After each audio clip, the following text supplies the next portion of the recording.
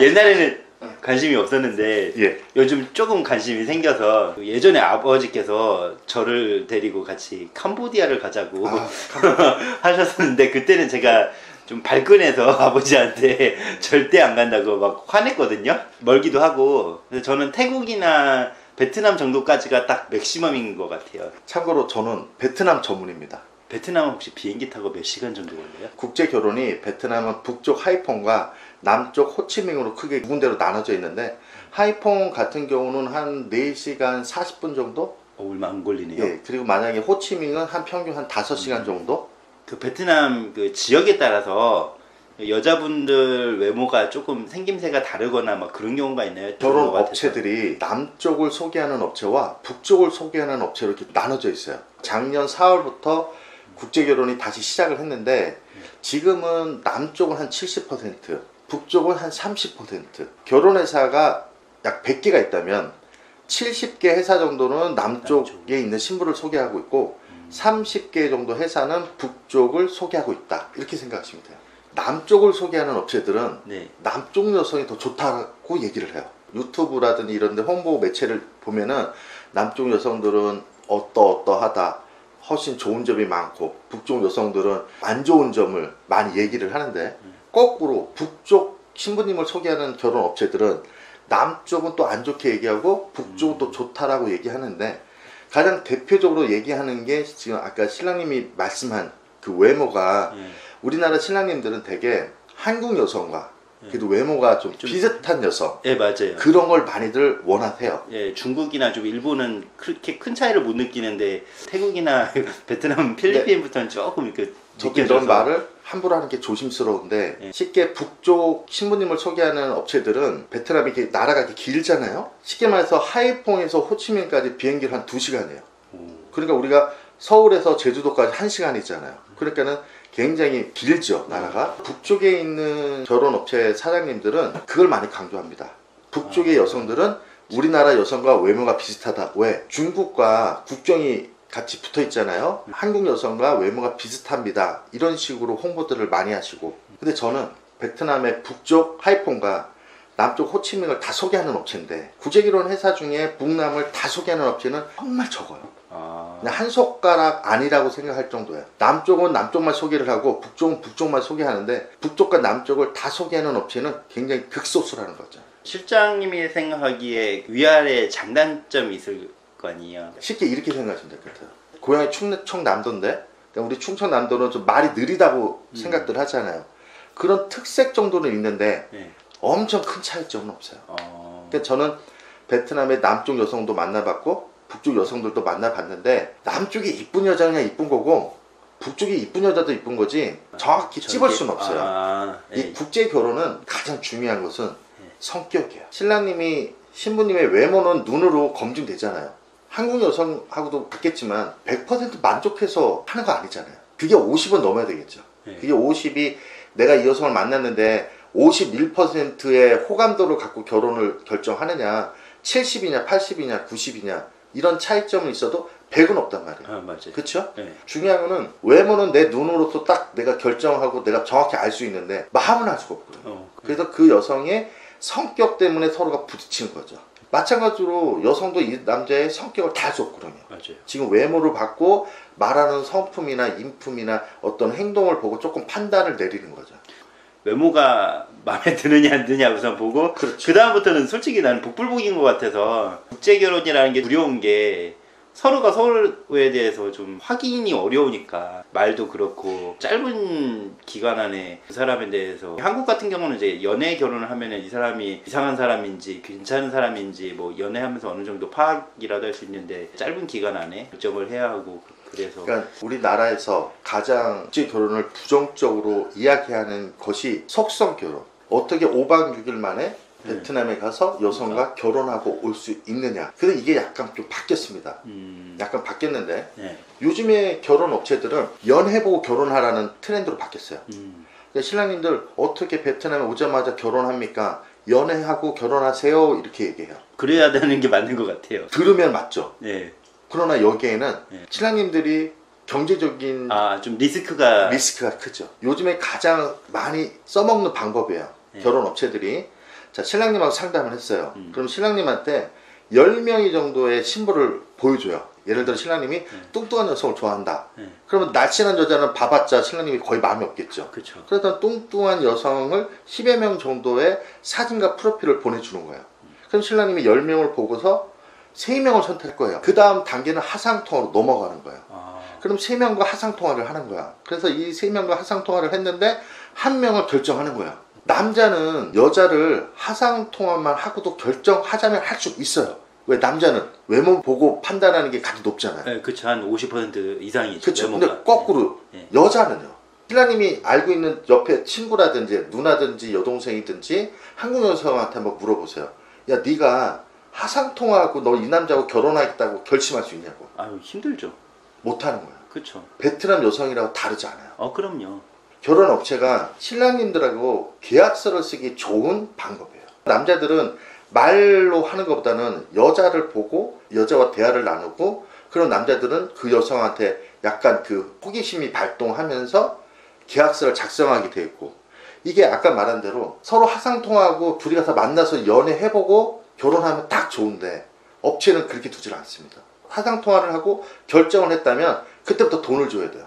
보통 300만 원에서 정말 많이 받는 업체는 1200을 받아요. 이 업체마다 달라요. 신랑님은 명분이 있어요. 네. 그 여성을, 신랑님하고 서로 지금 결혼을 동의를 했잖아요. 그러면 그 여성을 다른 남자하고 이제 만나게 하면 안 되잖아요. 신랑님한테 그 비용을 받아서 이 신부는 베트남 내 기숙사에 들어가서 한국어 공부를 하고, 그 신부는 이제는 다른 남자를 못 만나게 하는 거예요. 그러려면 베트남 쪽에 비용이 지출돼야 되는 거예요.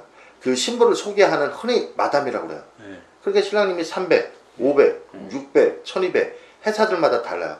1200이라는 회사는 돈을 좀 많이 받는 회사를 얘기하는데 실질적으로 있습니다. 그런 회사들이. 그럼 신랑님은 300만 원 일단 줬어. 네. 그럼 신랑님이 최소 한 달 이내에 가시겠죠. 네. 뭐 1주이든 2주이든 3주든 4주 한 달 이내에 베트남에 가면 그 여성을 이제 만나는 거예요. 그러면 신랑님이 하상통화로 봤던 것만큼 마음이 있으면 그 여성과 결혼하시겠죠. 예. 근데 예를 들어 직접 봤더니 좀 아니네. 예.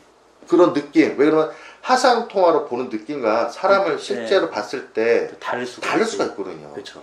그러면 신랑님은 이미 그 돈이 날라간 거. 100% 날아가는 건 아니지만 신랑님은 이제 그렇게 되면 다른 여성을 만나게 되죠. 이런 방법으로 일단 신랑님과 계약도 했고 돈도 받았고, 업체는 손해보지도 않고. 돈 주면 끝이잖아요. 그렇죠.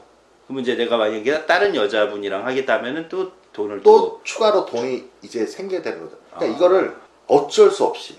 그러니까 우리가 한국에서 여성을 소개받아서 둘이 연애 교제를 하다가 서로 결혼을 할 마음이 생겨서 그때 결혼하고 부모님을 만나면 좋은데, 베트남이란 나라와 한국이 나라를 그렇게 오가기가 쉽지도 않으며, 이 방법은 업체들이 신랑님들과 계약서 작성하기 가장 좋은 방법이에요. 100마디 말보다 여성 한 명을, 이쁜 여성 한 명을 못 이깁니다.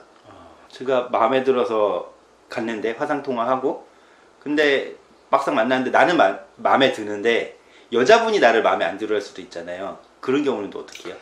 제 경험에 의하면 예. 국제 결혼을 정말 하고자 하는 신부님들은 예. 신랑님들에 대한 결혼 동의가 대다수 동의한다고 보시면 돼요. 거의 다 신부 측에서.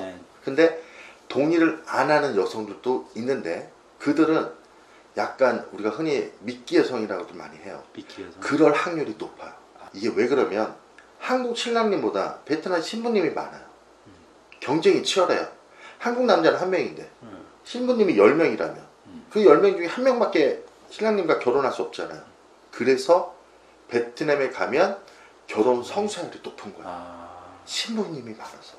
그러니까 남자는 한 명인데 여자는 10명 있다면 경쟁이 이해 가시죠? 하상통화를 신부들이 동의하고 하는 이유는 경쟁이 치열하단 말이에요. 이거를 악용하는 업체, 요런 업체는 그 상황을 이용하는 거야. 그렇죠. 저도 좀 그게 걱정됐거든요. 왜냐면 그쵸. 악용할 수가 있으니까. 갔는데 우리는 소개시켜줬다. 근데 뭐 여자가 싫다고 하는데 어떡하냐. 그럼 소개비만 받아먹고. 쉽게 예. 우리나라에서 법을 제정했어요. 네. 2021년 1월 14일일 거예요. 그때 어떤 법을 정했으면 베트남의 여성을 유튜브에 공개를 못하게 해놨어요. 그래요. 그러니까 기준은 이겁니다. 네. 결혼하지 않은 여성. 네. 그러니까 지금 유튜브에 보면은 신랑 신부가 이렇게 결혼하는 모습 이런 것들이 있어요. 이건 결혼한 여성은 돼요. 이미 남자와 여자가 결혼했으니까. 그런데 결혼 안 한 여성, 지금 신랑님을 만나고 싶어하는 여성들을 유튜브나 이런 데도 홍보하고 있는 업체는 다 나쁜 업체라고 보시면 돼요. 그러니까 명백한 기준이 하나 생겼어요. 그러니까 옛날에는 그걸 할 수 있게 해줬었는데 지금은 못하게 해놨거든요. 그러니까 저희같이 한국에 허가 등록한 업체는 할 수가 없어요. 왜냐면 우리나라 지도 감독을 받고 있기 때문에. 근데 유튜브를 보면은 여자들 놓고 나는 뭐 한국 남자 어떤 남자 만나고 싶어요. 막 이쁜 여자들이 나와서 막 인터뷰를 하는 영상들이 있는데 그 분들은 한국에 등록하지 않은 업체예요. 그러니까 쉽게 말하면 불법 영업을 하고 있는 거죠. 불법적인 행위를 하는 분이 신랑님한테 좋은 신부를 소개를 할까요? 그러니까 어떤 업체는 카페도 하나를 운영하는 게 아니라 명의를 바꿔가지고 여러 사람이 운영을 해요. 이것도 사실은 불법이에요. 근데 신랑님들은 모르지. 카페도 원래는 신부의 사진을 공개할 수는 없어요.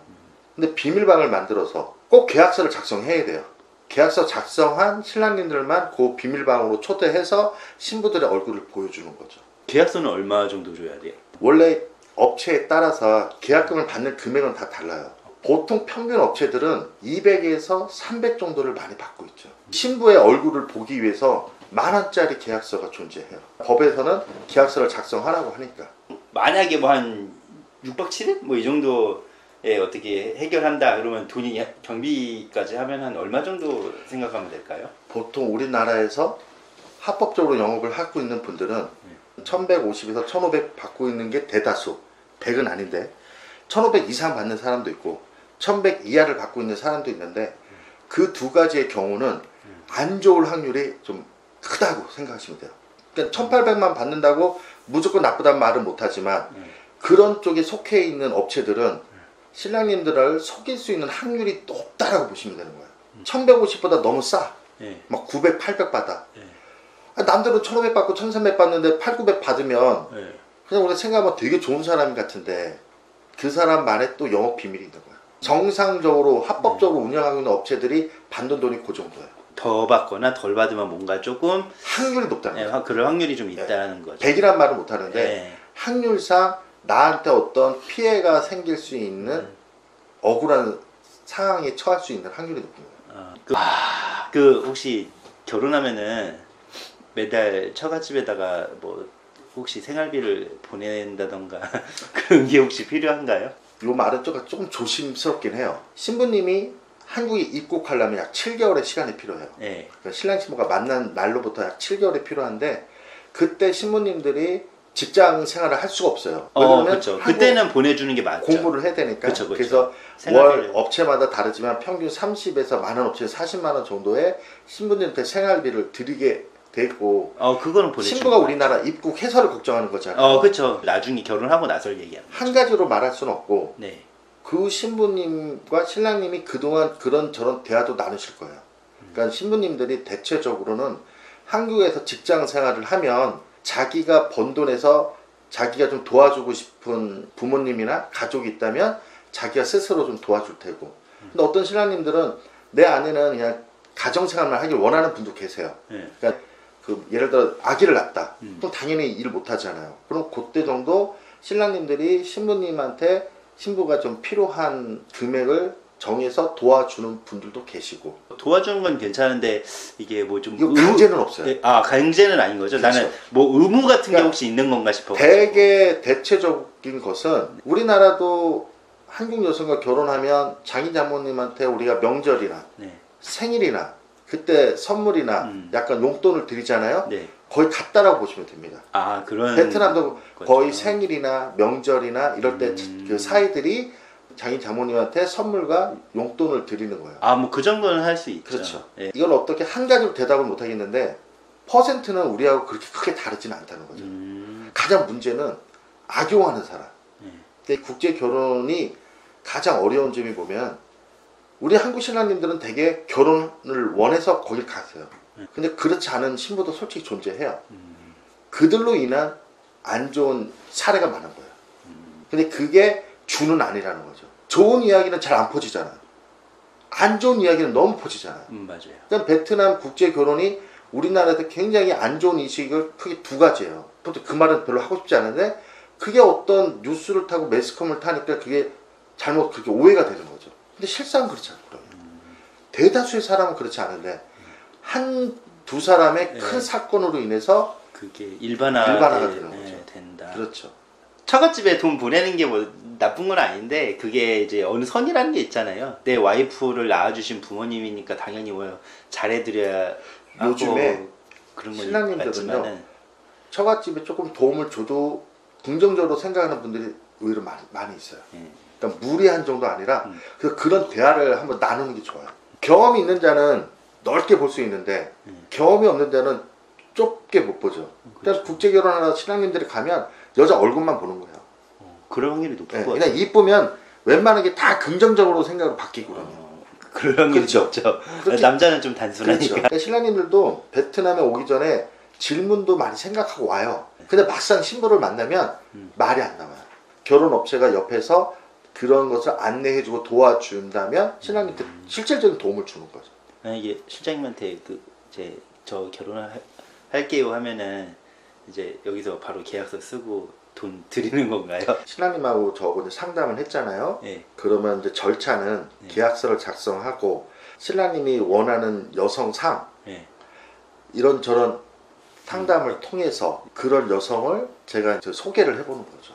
계약금 내면은 그 다음부터는 이제 얼굴 볼 수 있다는 거죠. 그렇죠. 신랑님들이 대체적으로 두 가지를 놓고 고민들을 많이 해요. 항상 우리는 그 경계선에서 내가 어떤 선택을 하느냐에 따라 많이 바뀌는데 두 가지는 이겁니다.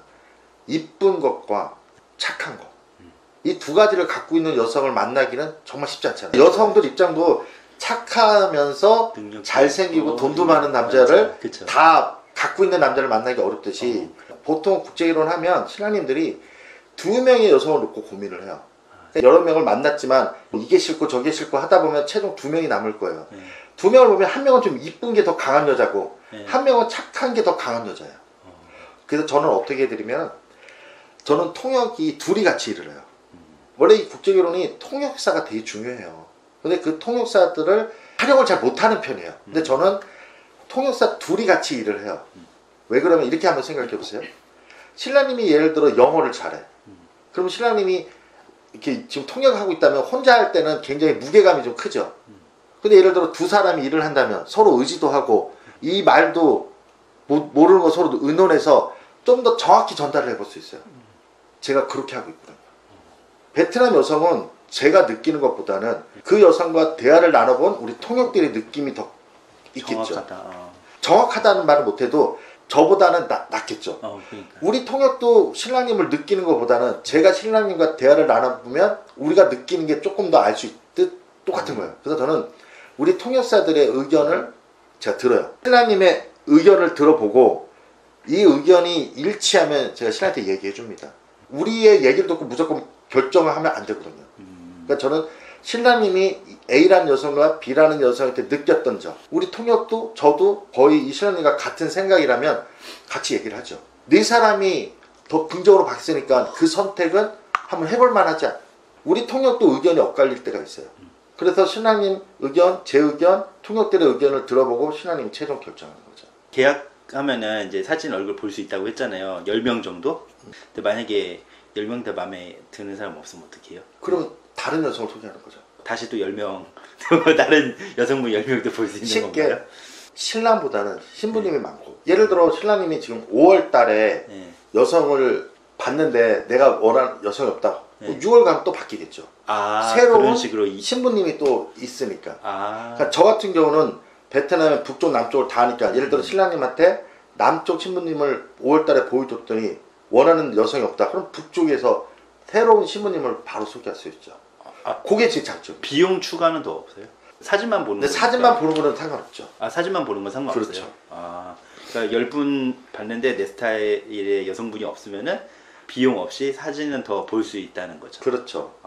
그건 괜찮네. 좋은 업체라기보다는 나한테 그냥 진실성 있게 소개시켜줄 업체냐 이거예요. 그러니까요. 진실성 있는 진짜. 업체. 예.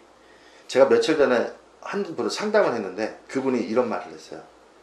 가짜 결혼만 시키지 말아달라고. 이 국제 결혼에 관심이 있는 분들은 한 번은 들어봤을 거예요. 미끼 여성이라는 거. 저도 그게 존재해요. 예, 저도 그게 좀 생각을 많이 했었거든요. 그게 차지하는 비중이 생각보다 큽니다. 그러니까 한국 신랑님들이 걱정해야 될 정도로 커요. 영업이 가장 쉬워요. 그들을 이용하는 게. 제가 여기서 신랑님한테 1시간, 2시간 설명하는 것보다 이쁜 여자고 신랑님이 딱 얼굴 한번 보고 한상통화 한번 해버리면 신랑님은 그 업체로 가게 돼 있어요. 사람 마음이 그래요. 일단 한번 만나보고 싶은 그쵸. 그 호기심과 유혹이 그쵸. 생기고 내 스타일이다 하면은 내가 저런 여자랑 결혼할 수 있다고 하면은 이제 약간 그 설레임이 이제 좀 생기면서 그 업체들은 그걸 감수하면서도 하는 이유는 반응이 즉각 오거든요. 이 여자 만날 수 있습니까? 이 여자한테 얘기해 볼게요. 이 여자도 신랑님 좋다고 하네요. 뭐 이렇게 나오는 거죠. 이 남자가 키가 너무 작아. 제가 키가 작은데 괜찮아요? 이 여자는요 키 작은 거 생각 안 한대요. 맞아. 제가 나이가 많은데 괜찮아요? 이 여자는요 나이 많으니까 아버지 같고 좋다네요. 옛날에는 내가 베트남의 북쪽으로 갈까 남쪽으로 갈까를 그렇게 크게들 이렇게 이야기를 안 했는데 요즘에 결혼 유튜브가 조금 그 홍보를 많이 하다 보니까 업체들이 남쪽 회사들이 막 북쪽을 안 좋게 표현하고 이것 때문에 신랑님들이 조금 고민을 하기 시작했어요. 정말 남쪽이 좋은 거야? 북쪽이 좋은 거야? 요게 최근이에요. 옛날에는 솔직히 그냥 내가 만난 결혼회사가 남쪽을 소개하면 그냥 남쪽 가는 거였고 북쪽 소개하는 결혼회사는 그냥 북쪽을 갔던 거지 신랑님들이 크게 고민을 안 했는데 요즘에는 신랑님들도 유튜브로 정보를 듣다 보니까 남쪽 여성은 어떻고 북쪽 여성은 어떻다. 그게 자기 귀에 들려오는 대로 가는 거죠. 지금 국제결혼은 북쪽보다는 남쪽이 많이 합니다. 근데 여기에서 제가 이런 얘기도 한번 해보고 싶은 게 우리나라에 살고 있는 베트남 여성이라든지 베트남 여성과 결혼한 한국 남성들이 한국 신랑님들한테 신부님을 소개를 하고 있어요. 이게 생각보다 많습니다. 근데 신랑님이 생각할 때 예를 들어 신랑님의 친구분이 베트남 여성과 결혼했어. 또 친구한테 베트남 여성을 소개한다면 그게 더 신뢰가 갈 거 아니에요. 그렇죠. 결혼 업체보다. 그럼요. 그렇죠. 근데 요 인간 관계에서 조심해야 될 게 보면은 이 신랑님이 돈의 욕심을 부리면 결국 신랑님한테 무조건 좋다라고 말 못해요. 그렇지 않겠어요? 생각보다 한국에 국제 결혼한 한국 남성이든 한국에 살고 있는 베트남 여성이 소개하는 비용이 결혼회사보다 더 많이 받는 사람들이 훨씬 많아요. 한국에 살고 있는 베트남 여성이든 한국 남성이 신랑님한테 정말 좋은 마음으로 얘기를 해주면 되는데 안 그런 사람이 있어요. 그러니까 결혼회사도 신랑들한테 피해를 주려는 업체가 있듯이 지인 속에도 그런 게 생각보다 많아요. 왜? 돈이 관련돼 있어요. 이게 돈이 1,200만 원이 아니에요. 최소 1,000이 다 넘어간단 말이에요. 그러니까 돈 욕심을 날 수가 있거든요. 지금 유튜브에 보면 기획을 갖고 촬영하는 업체가 생각보다 많습니다. 전문가는 알 수 있는데 이거는 말이 안 되는데 이건 너무 이렇게 좀 기획적이고 이거는 의도를 갖고 찍은 것 같은데 그걸 분별할 수 있으셔야 돼요.